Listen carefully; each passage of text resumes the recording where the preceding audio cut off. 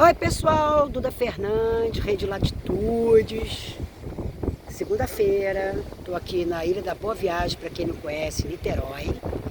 Essa é uma igrejinha jesuíta, não dá para ver lá a pontinha dela, mas é parte dela. Da Ilha de Boa Viagem, pelos motivos óbvios, porque do outro lado do morro é a entrada da Baía de Guanabara.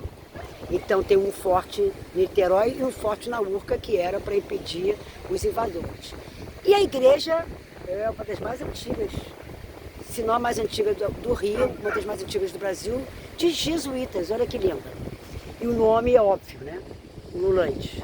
Boa Viagem, porque as caravelas e as grandes navegações entravam e saíam daqui. Mas não é nada disso que eu vim falar. Eu vim falar aqui sobre o seguinte: primeiro, as redes sociais, né? Que a gente está todo mundo muito acelerado, porque a gente não fica só vendo as fotos dos amigos ou focando no assunto que nos interessa. Porque a gente é bombardeado e invadido em qualquer rede, para mim principalmente o Instagram, com notícias que não nos interessam, pelo menos ali naquela hora, com fofocas, com imprensa, ou com anúncio, uma enxurrada de anúncios. Então a gente fica meio que poluído de informações e a gente vai, querendo ou não, sendo influenciado por isso. E mais do que isso, agora a gente vira um escravo das redes sociais, trabalhando de graça para eles, o que não é meu caso aqui. Por quê? Sim, estou trabalhando de graça, mas aqui minha questão é, como eu sou formado em jornalismo e gosto disso, o que me interessa mais nas redes sociais são as análises. Não é informação, a notícia, que a notícia a gente tem os canais abertos, por assinatura, que eu vou lá a hora que eu quero, eu vou na CNN, eu vou na Globo News, eu vou na BBC, me informar. Mas os debates, principalmente no YouTube, ao meu ver, tem muito debate interessante. E aí, ontem eu estava ouvindo, por exemplo, o Guga Chakra e o Marcelo Lins, lá no Globo News Internacional, falando que Lula chegaria hoje no México para a próxima da Cláudia, que é a primeira presidente do México, mulher, né? Ela já vem de uma linha ecológica, ela foi secretária de sustentabilidade, ao meio ambiente, enfim. Então é um tema que ela entende. E eles estavam comentando que eles não quiseram chamar a Espanha para essa posse. Iria o rei Filipe, que é o que acontece quando ainda existe uma monarquia, né? Só que eles não queriam, por quê? Porque a Espanha, por tudo que ela fez de ruim para a América Latina, para as Américas, eles querem invadir aqui o nosso território. E aí, então, o primeiro-ministro da Espanha falou, já que não vai o rei, não vai ninguém. Ok. E eu sou uma testemunha ocular disso, porque quando eu fui fazer um curso em Barcelona, que nós brasileiros não temos muita noção sobre isso, né?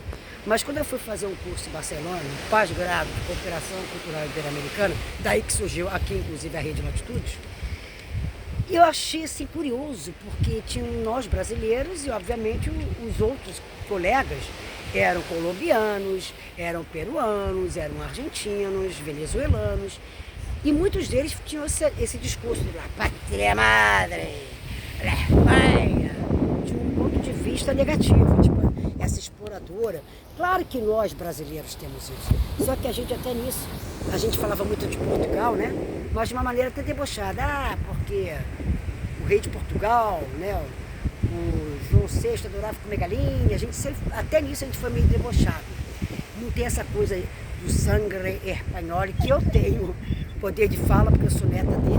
Então, assim, não é uma coisa antipática, uma brasileira ou uma neta de português, sou neta de português com espanhol, de índio e negro. E aí, muito que bem, o que isso tem a ver? Eu fiquei pensando, pois é, uma vez, além disso, que eu só descobri isso em Barcelona, com os meus vizinhos aqui da América Latina, que foi colonização espanhola, que eles têm realmente até hoje uma revolta com a exploração. E mais tem no meu debate lá da União American Channel, alguns dos poucos, mas são jornalistas tarimbados, experientes, que têm um olhar mais flexível e falam, não, mas também as principais universidades foram criadas pelos espanhóis, enfim, toda essa polêmica, e não foi só aqui que a gente foi explorado. Enfim, o que eu quero dizer com isso? Aí quando a gente foi, já mudando de assunto, quando eu fui participar de 2017 do campeonato de canoa havaiana no Peru, em Lima, a gente se estendeu ao Machu Picchu, claro. Tem não. Então fui eu, minha querida Lisa, amigas, essas sim atletas, não eu sou só mentira. A Lisa, Lalu, Martina Terra, e a gente foi lá para Orlando Catambro, Aguascalientes, finalmente Machu Picchu. E tinha aqueles guias turísticos, guias da terra lá, Cuenca, acho que é Cuenca que eles se chamam, né? Quechua, que são os povos originários de lá. E era uma empresa lá, que em cada lugar dessa cidade que você ia, era a mesma empresa, mas um guia diferente, mas eles já tinham aquele texto pronto. O texto era todo assim, mostrando que o Ollantaytambo é incrível, vale a pena conhecer. Então mostrando a importância dos Incas, o Império Inca, que realmente é incrível você descobrir que os Incas, os egípcios, os astecas e maias, tinham uma evolução científica que é inacreditável naquela época. Então, cada uma daquelas cidadelas lá em cima da montanha, né? Que é altíssimo, estamos falando de... Uma era especializada em agricultura, o próprio Machu Picchu era especializado em astronomia, era como se fossem universidades, cada uma daquelas cidades. E isso tudo foi desenvolvido pelos Incas. E eles falam com todo, obviamente, com todo o amor e carinho desse império. Papo vai, papo vem, eles estavam contando que tinha umas peças ali, umas áreas ali de pedras, né? Que era como se fosse uma geladeira para esfriar as comidas. E papo vai. A mulher conta que a devoção dos Cuenca, espero que eu esteja falando certo, o queixo, depois eu conserto aqui embaixo, que aqui eu estou falando de improviso, eu escrevo aqui na legenda direitinho, que a devoção era tanta que eles eram o Deus Sol, o Deus Lua, né? Que eles eram capazes de doar, eram escolhidos e sentiam assim, gratos, honrados de terem sido escolhidos pelos deuses para sacrificar seus bebezinhos recém-nascidos, aonde eles entorpeciam de bebida, embebedavam o bebezinho e enterravam vivo para o Deus Sol, o Deus, não sei das quantas, para que chovesse, ou pelo contrário, para que parasse a chuva, que a próxima estação fosse próspera, né? Gente, para nossa cultura, as meninas que estavam comigo começaram a virar para, coitadinha, para essa guia turística, falaram, que horror, que absurdo. Realmente, para qualquer cultura, isso aí é bárbaro. Isso é bárbaro. Mas aí eu fiquei lembrando, quando eu trabalhei na Rio+20, que o barato de trabalhar com a ONU, com todos os defeitos que a ONU tem, ela mesma está se revendo, qual é o papel dela atualmente, não estou nem entrando nesse mérito. Aonde que ela de fato funciona, aonde que está a diplomacia para se cessar a guerra efetivamente, e não ficar só de encontros, mais encontros, mais encontros. O Antônio Gutierrez tem falado sobre isso, que muitos amigos meus falam, você adora a ONU, mas daí não está resolvendo nada. A ONU, obviamente, está ciente disso, tem ninguém idiota lá, muito pelo contrário, muito bem preparados. E a gente há de ver uma mudança nesse sistema do país. Mas voltando, na Rio+20, eu tinha que fazer a campanha, eu tinha que fazer a publicidade do que tinha de sustentável dentro dos locais oficiais.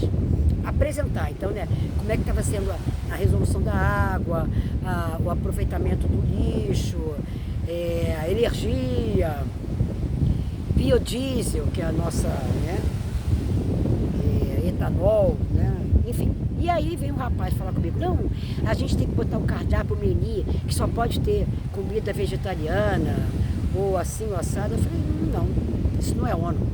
Porque você tem que, o barato da ONU é você respeitar e lidar com as diversidades. Daí você começa um diálogo diplomático. Eu não posso impor à Espanha que não tenha tourada, que essa é a cultura deles. Eu posso ir aos poucos, conversando com ela, se há uma viabilidade de ir se revendo isso, aos poucos, né? Mas eu não posso impor. que eu vou ser tão autoritária quanto o que eu estou criticando sobre o autoritarismo. E eu estava falando para ele como é que é difícil e ao mesmo tempo gostoso lidar com esse respeito à diversidade. É o que está faltando para a gente cada vez mais. Voltando aqui. Aí estávamos lá no Machu Picchu, tinham vários grupos, né, de guia. Então tem um guia falando francês, guia falando espanhol, guia para os espanhóis, guia para os americanos, guia para os brasileiros. Enxurrada.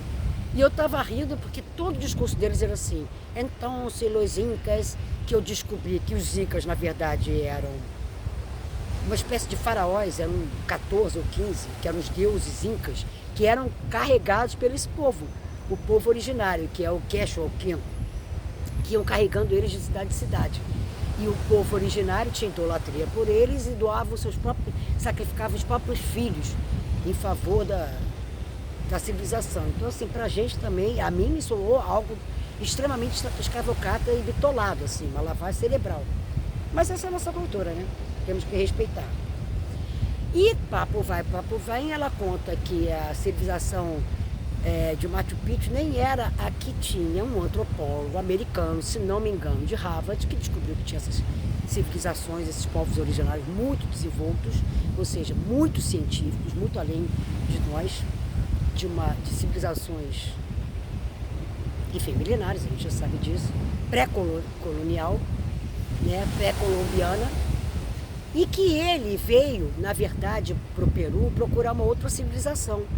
E só que ele encontrou com um desses menininhos nativos, e esse menininho contou para ele sobre Machu Picchu, que a população de Machu Picchu não queria liberar para ninguém para preservar a sua cultura, né?